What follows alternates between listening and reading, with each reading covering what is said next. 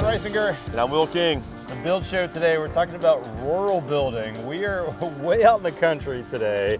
And Will, when you have a piece of property like this, you're thinking about building a new custom home, what are the things that we need to think about? Well, there's several things that go through your head when you're picking out a site like this. I mean, you got to think about where the house is going to be, so siding the house. Drainage is always big, no matter if it's on the water or even in like just a remote area like this. Having good drainage is always a good thing to be considering as you're clearing a lot. And then, you know, the clearing of itself, you know, we have a lot of trees here that we're taking down. And then you always have to think about septic because obviously there's no sewer systems in an area like this. So making sure you have a good field that's undisturbed for your sewage system. So we got a lot to talk about. This is not Will's first rodeo. He's done a bunch of these. We're going to pick his brain and get all the knowledge. That is Build Show, building the country. Let's get going.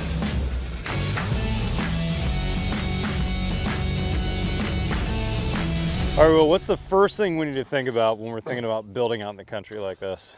Yeah, so I think the first thing that I always consider is really just, you know, where's the house going to go? And most of the time, clients like the one that we're working on today, you know, they bought this piece of property for their dream retirement home. And so he's obviously studied it. He knows where he really wants his house to be. And that's typically the case, I find. Sometimes we have to help with that. And when we have to help with it, we always consider things like utilities, how far are we from power? Because people don't realize how expensive running underground utilities to their house can be. Yeah, especially underground. Overhead's less expensive, right? Yeah, it is. It's definitely less expensive overhead. But when you think about power and water and driveway, you know, the further you are from the road, obviously your cost goes up exponentially. That's right. So that's always the first thing I think about is like, do they have a realistic expectation on where their house is going to be from that perspective? And then drainage, of course. So, you know, I think just where does the house go? And then, you know, once you consider all the utilities that we just discussed, I think drainage is the biggest one, you know. So when you say that, I'm thinking immediately, well, we want to be in high ground. Is that a general rule or? I mean, typically, that's always how you want to do it. Sometimes lake properties, you know, we do a lot of rural lake houses and typically they always fall down to the water and, you know, the house isn't going to be at the top of the hill, right? So it's somewhere down that grade. And so at that point, it gets more complicated because then you're having to establish, you know, all your drain systems going around, retaining walls and that kind of thing. Luckily here, this client wanted his house sitting up high to capture the views, which is pretty typical in a rural site like this. So now, based on this pile of wood behind me, though, you had to move some stuff to get this house where it's going to go. Yeah, it just so happened he picked the site for his house right in the middle of a forest. So, you know, we had about a week worth of clearing here, pulling down all these trees. And there's a mix. There's pine trees, there's hardwoods. That's not bad. A week is all it took? Yeah. What is this, maybe 3 acres of property that you cleared? Including the driveway location going down the hill, I would say it's about 3 acres of clearing. That's not bad. And he's repurposing some of it too. I mean, you know, he's got a sawmill he has coming in. And so we're cutting out all the pine logs. He's going to make his own lumber he's going to use around the farm on his barn, that kind of thing. And actually, you know, he's considering putting in a nice wood stove for like a backup heat source. Awesome. And so a lot of this firewood is going to be stacked up and be stored for him. So not all going to waste, that's for sure. Makes sense. Yeah. Now let's talk permitting for a minute. You know, I build a lot in the city. I've got a lot of regulations and rules. I've got neighbors close by. You don't have a lot of that here, I suspect. My guess is you only have a permit to get a septic. Is that right? That's right. Yeah, typically there's no permitting out in the county here, which is probably, I would say 80% of our builds are going to be outside of a jurisdiction that would be inspecting anything. But yeah, that's going to be, the health department always regulates our septic tanks. So that's really the only permit. Now there's some applications and things you have to go through utilities, but the only one that I guess could create problems with you would be the septic system. Makes sense. So, and that's the same with us in Texas where I am. If I'm in the city limits, I'm getting inspections from that jurisdiction. If I'm in the country, I'm really just going to the county health department to get my septic permit. And normally, you know, and I suspect the soil in Texas is, I know it's different because you guys are all post-tension slabs and everything. We got some real bad clay. But here, you know, it's never really a concern. When you look at a site like this that's so open, a nice undisturbed soil, like you know it's going to perk. Like there's really not a concern. And we have an engineer that comes, they do a perk test, and they handle the permitting process. And just to define that, perk is meaning when the water hits the ground, how easily does it come into, does it absorb into the ground? And Yep. they actually do a perk test specifically by the engineer that designs the system, right? They do. So they'll come out and dig holes, and they put their water in the hole, and based off the absorption rate, they put that data, I guess, into their model. Also with how big the house is, bedroom-wise, and then that's how they design the system. So Got it. typically it's a conventional just leach system is all we're going to do here. Mm-hmm. Sometimes on our lake properties that are very tight, where we don't have enough square footage for a traditional system, we end up with an engineered system or a Presby system. But like this will just be a conventional system here. It's Yeah, so relatively conventional easy. system, there's a tank that everything flows to. Yep, it's The all solids gravity. fall to the bottom, and then gravity is feeding when that tank fills up to a certain level of water. It falls out to a leach field, which just drops into the earth. And my favorite is all gravity with no pumps. It does happen pretty often. Even this house, I have to have a pump in the basement, at least to get the basement up. But if we can avoid outside pumps, it's always better because at some point that's going to become a maintenance issue for the client. So, Makes sense. but yeah, that's really the health department's kind of our big thing. Other than that, there's really no inspections out here either, which Yeah. is interesting. Yeah, that is interesting. Let's talk cost a little bit, because I think there's a lot of upfront costs that people don't think about. And you mentioned that the further you're away from electrical, the further you're away to need to build roads. Is there any budgetary advice when you're buying a 500, 1,000, a 2,000 acre property in terms of, Yep. hey, if my house is going to be 500 feet from the road, it'd be real easy to spend 50 grand or 75 grand yeah. or 100 grand on that. It's very easy to do that, and I would say the easiest way is basically before you purchase property, you want to identify where the house might be or you're considering putting utilities to. It's a simple phone call. Most of these power authorities here have very good engineers, and you can just call, and on the phone they'll give you the numbers for overhead power versus underground power, and so that's that's going to be great. the most expensive one for sure.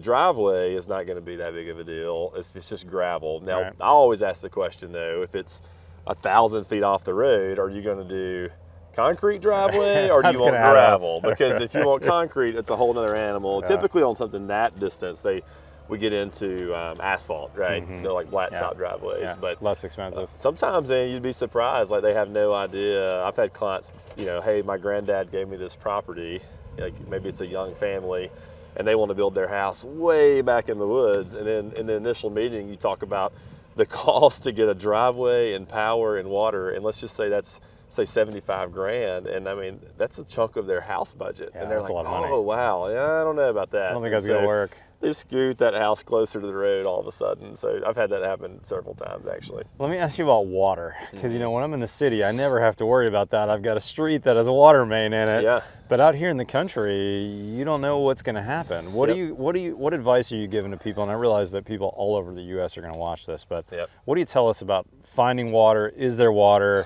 Is rainwater an option? Yeah. Some of those kinds of So I things. think all the above. I mean, honestly, only over the last year have we dug our first few wells that we've had on properties. And because a lot of places, even though they're very rural and remote, they have running water, right? That's Right. probably the most common utility that you're still going to have Sure. no matter where you live. But even like where we are today, this is going to be a well, Okay. right? And, we were talking to the homeowner earlier, and he actually had the data pull, which I didn't even know this.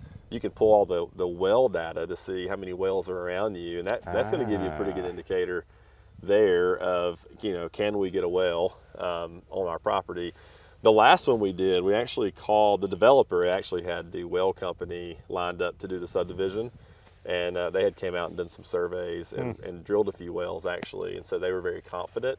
But I would say it's still it's not like a lottery, to Yeah, be it's a honest. bit of When an you're digging a unknown. well, It's a you mystery. don't know how deep you're going to go. And those guys charge by the feet or by the footage, right? So, digging a well is definitely kind of an expensive adventure. And it's also things like water quality comes into question and filtering that. And then Yeah. it's housed outside. There's a well pump and it gets cold here. So there's all these worries about There's it some freezing. unknowns.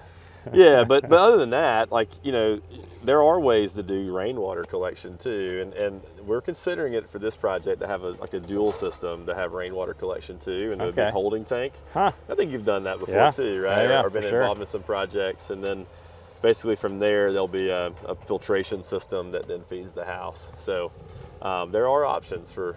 I guess we're getting into the territory of really being off the grid at that point. But Yeah, you are big time.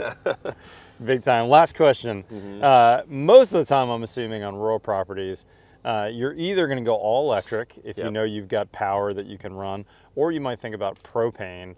Any other things we need to think about, whether it's solar, whether it's exposure, is there a propane company that will deliver to my area? Yeah, Any other concerns like that you've talked to these clients about? Yeah, typically, I always like to establish what utilities are available, right? And sometimes you'll be surprised what areas like have natural gas, and that's, I've always been surprised by that. But here, definitely not. It's going to be propane for their fuel source.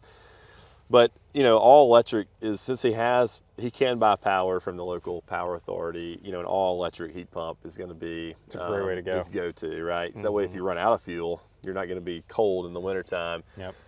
I think that's a big conversation though, because to me, I guess the important part of this is build efficiently, right? So if you're building a really good house, you don't need that much energy to heat and cool it. That's the first thing that you need to think about. Because then if you are buying power, at least you're buying a small amount of power. Yeah.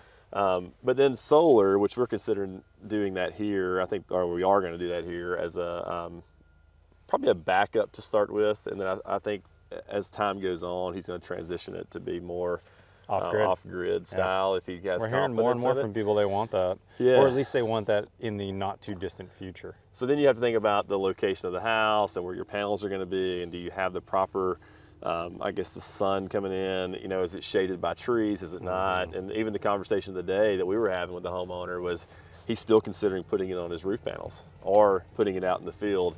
Luckily here, he's got plenty of real estate, so I think he's probably going to let it go out here in the field somewhere. But yeah, I think that, having that backup's smart, because you heard him say it's not uncommon in the wintertime to have an ice storm here, and he might be off power for 2 or 3 weeks. Wow. Waiting on, it's Holy so cow. remote. Yeah. Those guys are, there's not a lot of resources for that. That's right. And so I think it's probably smart living out here to have multiple options, having a propane backup, even a propane generator I'm a big fan backup. of a backup for the backup, personally. I'm a little bit of a prepper, I if am I'm being too. honest. And you need to be if you're building in the country. Yeah, and even a wood heater, like that's a simple, you look around us, we have all this acreage of trees, and he's got unlimited heat source. Yeah. So you can right. heat water with that, you can heat your house with that. Yeah. So that's, luckily great he's backup. considering all options, and I think the whole backup for a backup. So I think that's something to really, but again, I think to drive it home though, on utilities and power consumption,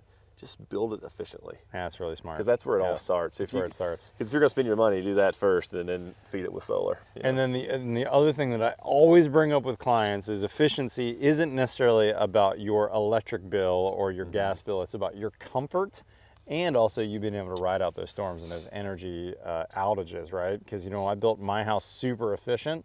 My house has been crazy comfortable. We had a cold snap recently. It's been in the 30s. My heat hasn't even come on in my house because I built my house so efficiently. Yep. And I realize that's pretty warm for a lot of the viewers here in the north. But for us in the south to have days in the 30s, that's cold. So my house, 40-degree delta between the inside and the outside, my heat never came on for a couple days. That's pretty awesome. That is, yeah. Guys, Will's shooting videos down here at his Alabama job sites all over the place. You should be following him both on Instagram, Will King Builds, we'll link that below, and his Build Show Network videos as well, because he's shooting those on a weekly basis. Stay tuned for another video. Will and I are going to talk about some of his equipment that he owns and what it's like for a builder to own equipment and whether we should. I think we're seeing a backlash from the days when builders were 100% subcontracting everything out. They didn't own anything except for their tape measure. And Will's got some interesting evidence about owning things and having men and women on the job that actually do stuff that work for him. So we're gonna talk about that in a future Build Show episode. With that being said, if you're not currently a subscriber, guys, hit that subscribe button below. We've got new content every Tuesday and every Friday. Follow us on TikTok or Instagram. Otherwise, we'll see you next time on the Build Show.